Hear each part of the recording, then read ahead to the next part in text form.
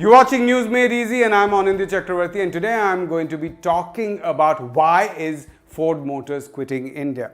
This is an important question, but it's not only about Ford. Of course, the reasons being given range from the fact that Ford has never Indianized its cars, so it never really understood the Indian market, to the fact that millennials today don't want to buy cars. They'd rather take an Ola and an Uber, and of course in metros have come, right? Public transport has improved. So that is one reason why the car market has declined. But that is not the key reason.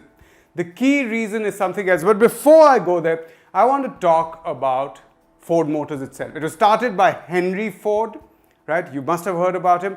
Pioneer of what has come to be called Fordism, right? He started and popularized the assembly line system, by which workers with relatively low skills could work on specific set of machines and do only one particular task, and what ended up being produced is a pretty complex machine at relatively low cost. So it started with cars, went on to other gadgets and machines itself and various kinds of durables. The assembly line became a global system for industrial production, even in socialist countries.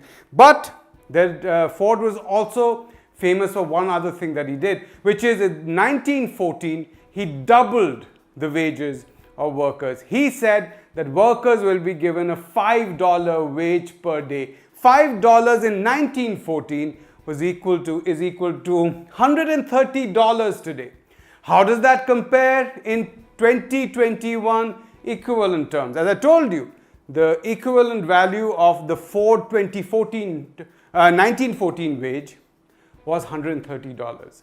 The minimum wage in the US today for someone who works 8 hours is $58. That means Ford was paying more than double in real terms than what US employers pay today to their workers. There's one more thing that Ford did, which is he introduced the 40-hour 5-day week. The 40-hour 5-day week. Why did he do that? He said that unless workers have leisure and time to spend with their families, unless they have money, they're not going to buy the things that they produce. Effectively, if workers don't buy the things that they produce, capitalism is bound to fail, because it will fail to create a demand for its own products, and therefore it will not grow. This is not, remember, this is not socialism. This is an important thing to understand. This is not socialism. This is pure capitalism. Capitalism with a vision which understands that unless there is demand, there can be no capitalist growth. All right.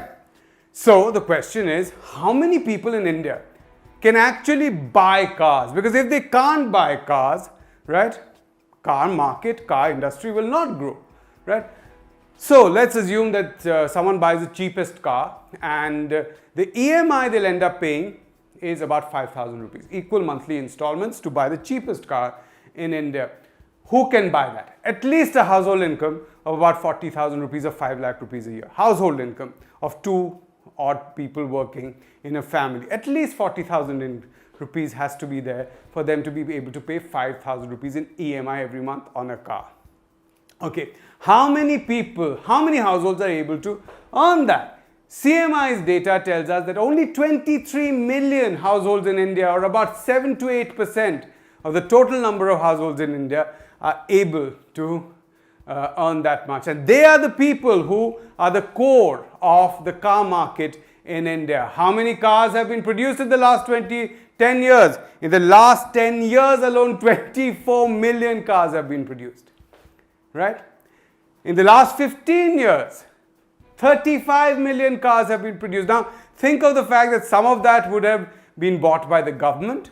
Some of it would have been bought by taxi owners. But even then, you can understand that we've reached a saturation point where we will find very few buyers for cars. And let me tell you, this is not a new phenomenon. Since 2011, and here I'm putting out a graph with quarterly data. Every 3 months, you can see that there has hardly been any growth in the car market. These are car production numbers, and you can see it in 2018, there hardly been any growth. And you can also see that after mid-2018, there's been a decline, and this was before COVID came. Car sales started declining after 2018, before COVID came, and of course, there's that COVID collapse in April to June quarter, because factories are shut. But even after that, the recovery has still not taken us back to that level. And look at this, after July, in August, car sales have dropped again.